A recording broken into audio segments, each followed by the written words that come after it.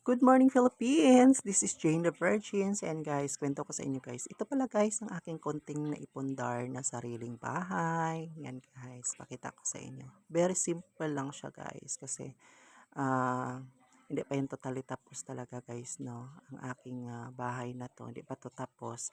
So, ipapakita ko lang muna sa inyo yung dining area ko at saka yung aking kitchen, yung lutuan lang. Kasi yung kwarto tsaka CR, hindi pa talaga siya totally tapos. Dami pa papagawa ko dito guys. Kaso nga lang, wala pang budget si Jane the Virgin. Kasi alam niya naman ako, is breadwinner sa family. So, unahin ko pa ba to? Unahin ko muna silang mga nagugutom. Yun, unahin ko muna sila mother sa probinsya. Kumbaga, ano lang, balance-balance lang muna tayo sa budget, no? Hindi pa talaga siya totally tapos. Pero ang importante dito may natutulugan tayo, may natitiran tayo at matawag nating sarili nating bahay, 'di ba?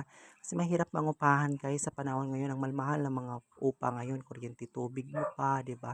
Doon na napunta lahat ng kinita mo sa upa. So maganda talaga may sarili kang bahay kahit maliit lang yan siya, at least meron, no? Ayan siya guys. Kompleto naman ako sa gamit kasi hindi ko na-display iba kasi nga inaalikabukan lang siya 'to, tinago ko lang 'yan muna yung mga gamit din sa loob.